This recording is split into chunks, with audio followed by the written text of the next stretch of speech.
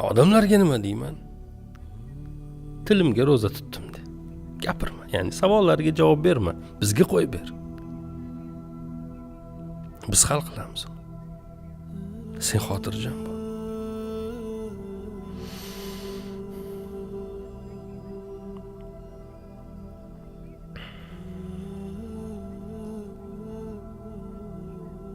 Bolangni quchog'ingga ol va shaharga bor. Nima degani bu? Bu bir so'z bilan aytganda bu nima degani? Bu men ishlarimni Allohga ishondim degan va menga ravo ko'rganiga roziman degan. To'g'rimi?